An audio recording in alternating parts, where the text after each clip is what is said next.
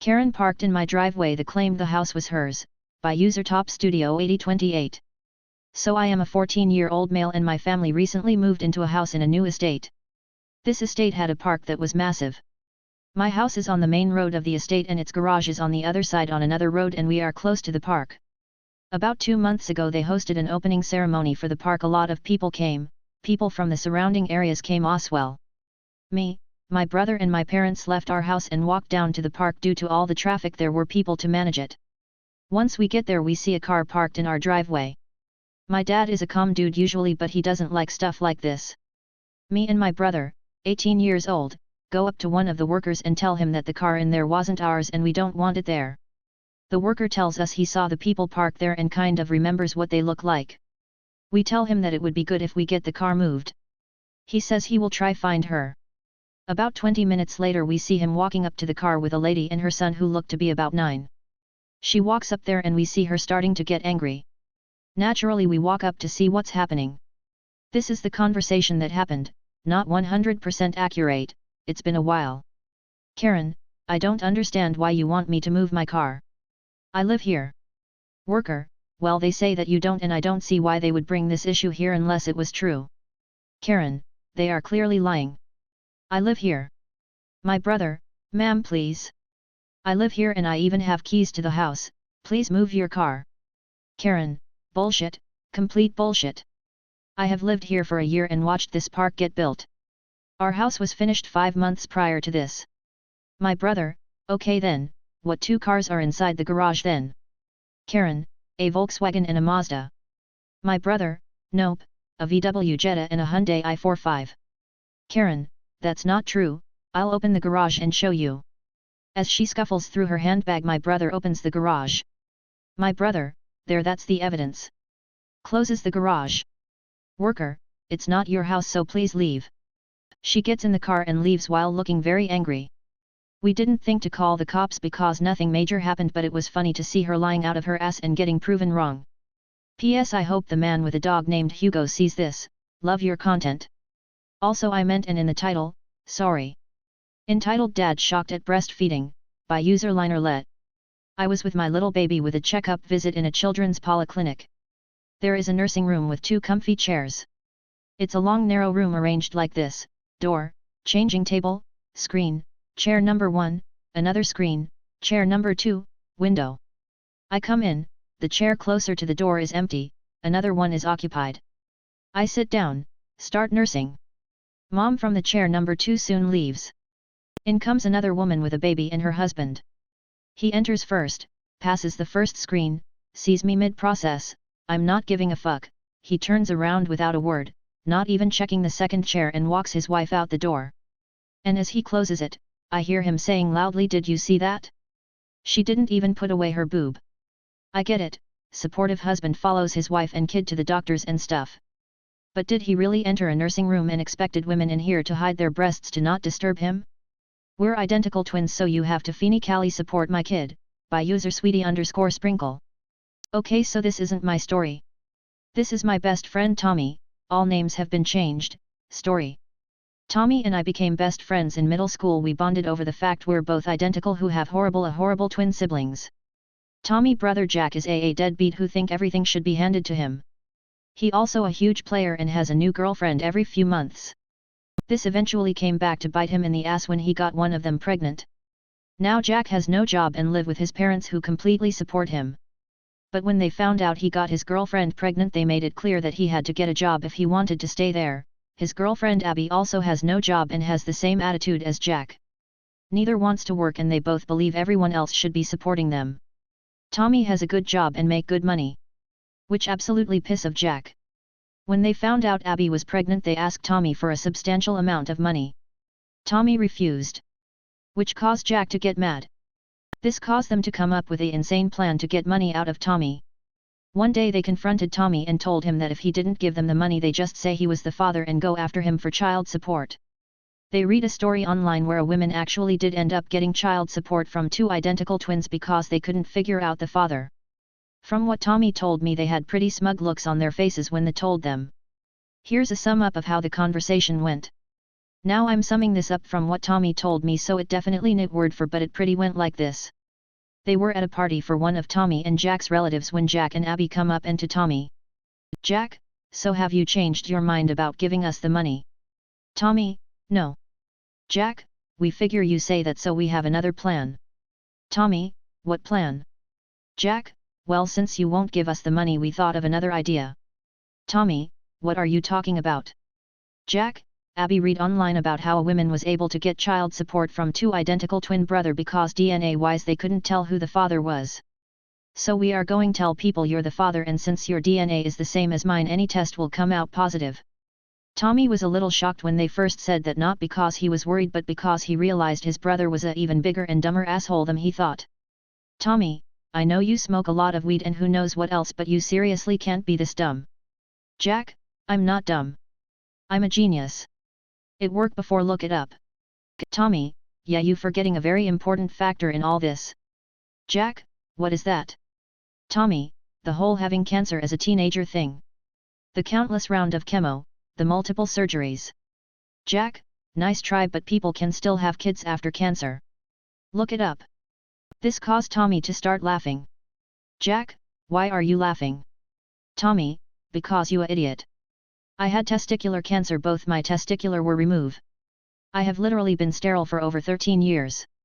Jack, well they don't know that. Tommy, my medical history does. All I have to do is show them and the case will easily be thrown out. This made Jack and Abby mad and they start belittling Tommy, calling him every name in the book. For those worried about the baby, they eventually ended up putting the baby up for adoption. So yet as a few pointed out, the girlfriend's name changes in the middle, that is because I messed up and put the real name, so my bad, I fixed it. Update 2, my mom opened credit cards in my name, by user OK_carpet9023. Link to update 1, https://www.reddit.com/r/entitled_parents/comment/117sh/update_my_mom_stole_8k_from_me_and _source equals share and UTM_name equals ios and UTM_name equals iosgus and UTM_content equals 2 and UTM_term equals 1. I am a ball of rage. I had recently unfreeze my credit account to apply for care credit to get an emergency surgery done. Not even 2 months of unfreezing my credit, my mom applied for a new credit card in my name. I'm done. I always had a piece in me that didn't want to press charges or push for it because it was rough times in our lives and I knew she was struggling to raise us. But now I see no excuse other than she just doesn't want the responsibility of living within her means. It has been 2-3 years of no contact. One, I would like to say F you to Chase Bank. The card was being opened with them and when I called to let them know it wasn't me, they told me they will see if they can close the account, but need a police report first. I asked for the address, to confirm it was my mom, they kept denying my request for the address. I only got it confirmed after I told the operator, if I guess the damn address, would you just give me a yes or no? He agreed and it was my mom address. I am away for surgery for a while, but when I get back home I'm going to the police and request to speak with a prosecutor. I'm done. I'm hurt and done. I did my fucking best to raise my credit score to where it is now. I did my best to work multiple jobs to help with bills. I did my best to be her emotional support, no matter how bad she treated me. I feel like this next step will be cutting this one string I left connected to her out of sympathy, and of course it led to me being taken advantage again. I hope to give an update on if the courts will be on my side. Edit, I'm sadly states away for this surgery, which is why I'm waiting till the surgery is over and I'm back home recovering. I don't know if I can file this report in the state I am in and it still be effective in the state I live in. I know jurisdiction can be a problem. Edit 2, thank you for the advice everyone. I will be pressing charges right away. My boyfriend is an attorney but doesn't work in the public area. I do have friends from my law school days that actually work in our county prosecutor office, so I may reach out to them for some advice. They just passed the bar and are slowly getting into the routine. I also don't like to bring this up much to passive friends because it's just embarrassing. My mom and I haven't spoken almost 2 or 3 years. It feels so long ago I really don't know the timeline. Questions: why haven't I pushed for charges before and why do I keep letting this happen? I really don't know if many will understand, but I have been conditioned to fear my mom. From a young age she would punish me for not acting, speaking, or thinking a certain way. If she thought I had a negative thought about her, I was hit and yelled it. I had to beg and cry and comfort her that it wasn't true. After it was over I would have to hold my mom and comfort her through the tears. The fear has been also real even after cutting contact. It has stopped thankfully, but I have been afraid that if I make this move it will start again. What do I mean? She threatened to get my boyfriend and friends expelled from law school if they kept associating with me. We had to call the school and have a talk about my mom. She then threatened to report me to the IRS for tax fraud, but I always paid my taxes. She sent messages to my workplace. When I was a kid I would be in the back seat as she drove past people she hated houses over and over to see what they were doing. That fear that she could find where I live and do this makes my stomach turn. I was afraid to push for these charges in the past because I wanted to leave it behind and continue the peace I was having. She stopped, I removed all those nasty things on my credit, and I was happy. Until now. Now I know it will never stop. After 4 years of not opening anything in my name she went back to it. So I'm putting my foot down and taking this step. I understand I should have pushed more earlier, I do. I was scared and naive. But I'm gonna stop it today. Last update until I get back home, I called my local police department back home saying I have an update for the identity theft report I reported in 2021. They transferred me over to the detective office and said I would need to come in to make another report. I told them I am currently waiting to finish a surgical procedure and will not be back home for a few days. They said it was fine. So at this time I will not be able to make the report until I get back home. But I'm also happy because they said I can talk to the detective when I come in to file the other report. So I hope to be making a part 4 by the end of next month with some good news. Parents threw me out as a child, and then expected everything from me when my grandparents died. By user I'm just a neighbor. My friend who helped me set up this account has repeatedly asked me to post this story since I mentioned in my HOA post about how my parents hated me and only loved my sister. So I may as well tell it. I was born when my mother and father were only 17. It forced both of my parents to drop out of high school and each get a GED so they could find work right away. My father especially was not happy about this because he had dreams of playing football in college, and instead he had to work at a gas station. He said to my face many times that I ruined his dream. My mother hardly raised me at all as she had to work too. They had a cranky old lady next door watch me most of the time. She wasn't so bad. She gave me more attention than my parents did. My father eventually managed to land a better job as a manager due to his experience running the gas station. It was right after that my mom got pregnant with my sister. I was 6 when she was born. I wasn't exactly shown much love before that. But once my sister came along, it was made pretty obvious to even my 6-year-old self that I was unwanted. The only ones who seemed to care were my paternal grandparents and somewhat my babysitter. And they were more like my parents because they treated me the way a little kid needed to be loved. We lived in a 2-bedroom apartment. And as my sister got older, it went from me sharing a bedroom with her, to me kicked out of the room entirely. I slept on the couch for 2 years. And I barely had anything to my name other than clothes, school supplies, and an old Game Boy. When I was 10, my parents decided they were gonna move away.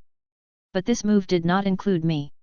I ended up actually being fine with this, as my grandparents had agreed to take me in. My life was instantly better. I got my own room again, and my grandparents gifted me a brand new N64 in 1996. That Christmas I got a Game Boy Pocket too. And there were a couple of other kids my age in the neighborhood I got to hang out with. We rode bikes, played video games, shot cans with pellet guns, built forts, and got dirty playing in the creek. You know, stuff a normal kid would enjoy. I was finally happy. As time went on, I grew up and eventually moved out. But later moved back in to help my grandparents' house as they were getting old and living off their retirement savings. So some rent money from me went a long way in paying the bills. My grandpa was the kind of person who'd wanted to build a bomb shelter during the Cold War. But never got around to it. He wanted to volunteer for the military in the 60s, but was turned down due to a medical condition and the fact his eyesight was not great. So he focused on saving whatever he thought he needed. He told me many times it was better to have something and not need it, than need it and not have it. Our area suffered from numerous power outages in winter due to heavy winds and storms. So having gasoline and propane for heaters and generators was a must. All these saving habits became my own as time went on. Because it was better to need this stuff rarely, than not have it at all. Of course there was the HOA bothering us. But that's its own other story. The problem is, about 5 years back my grandma died suddenly. And my grandpa was heartbroken. He also went about a year and a half later. Pretty much everything they owned was willed to me. Their savings, their house, their vehicles, their stuff, everything. The house was long paid off, and Grandpa knew how to keep up with its maintenance. In fact, after Grandma died he kind of doubled down on renovating the place. He had the roof redone, the house was repainted by us inside and out, and we fixed a lot of little things. Grandpa's neighbor George even came by to help redo the plumbing. Ironically, the Hoa was rather happy with these changes, because the house didn't look run down anymore. One morning I was fixing breakfast and my grandpa never came downstairs. You couldn't keep the man from his bacon. So I went to check on him. And he wasn't moving. I called 911 and paramedics came. Only to tell me he'd passed in his sleep. My parents made Grandpa's funeral a shit show. They didn't bother to show up for Grandma's. They were too busy. And at Grandpa's funeral they didn't seem to grieve at all. My sister also showed up wearing a brightly colored designer dress. Which I wasn't happy about as it was a church clothes only function. I noticed my parents repeatedly whispering to each other and glaring at me whenever I looked at them. Come to find out at the will reading that my parents knew that they'd been disinherited long ago for their treatment of me. And they thought it extremely unfair I got everything. They threatened to sue me to contest the will. And I got repeated calls and messages from my father, mother, and sister telling me I needed to do the right thing and give my father what was supposed to be his. I told them all to flake off in far more unsavory words. My parents ended up taking me to court to challenge the will. But the judge ruled in my favor after seeing the will and hearing us both out. So it wasn't a long drawn-out legal battle. The judge even looked at my parents with absolute disgust after seeing the will and hearing about their mistreatment of me in my childhood. He called my father a terrible parent, and that my grandparents were right to disown him. My father just hung his head in silence, but he made sure to stop me outside the courtroom and tell me I was always the biggest mistake of his life. And that if he could go back in time, he'd make sure I never existed. He should have been a football star. And instead he has to wear a name tag for a 9 to 5. I told him that mistake or not, Grandma and Grandpa could see what kind of nasty person he was. I didn't ask to be born. And the only real love I ever got was from my grandparents. And he was no father of mine anymore. I got a few more threatening and harassing phone calls, as well as some letters from my parents. All demanding money among other things. But over time they just stopped because I completely stonewalled them. Never responded to the emails or letters, and I stayed silent during the phone calls. A few times I just left the phone sitting on the counter with them ranting till they realized I wasn't listening. Aside from not getting the house or money, my parents seemed particularly irked they could not even get a rise out of me. But I was prepared to go to war against them. And they knew it. So in the end they just left me alone. From what I know looking at Facebook the past decade, my sister tried to get into modeling, got married, had 2 kids, got divorced, and is currently unhappily working a job she feels is beneath her. My mother currently works retail, and is also vocal about her disdain of it. Like my father, she peaked in high school. She was a cheerleader back then, and even had her old uniform framed on the wall. My father has pretty much had the same job for 25 years. He must be good at it if he's still doing it. As for me, well, I'm in my late 30s now. And I live pretty much debt-free in a nice neighborhood. I haven't really had a girlfriend since high school. And I've had little motivation to ever have another relationship. But loneliness gets to everyone. So maybe I'll try to find someone soon. Not many are in the financial position I'm in at my age. Single, paid off house, 2 vehicles, and a decent amount in the bank. I guess I could aim to be a stepfather. That might be more my speed.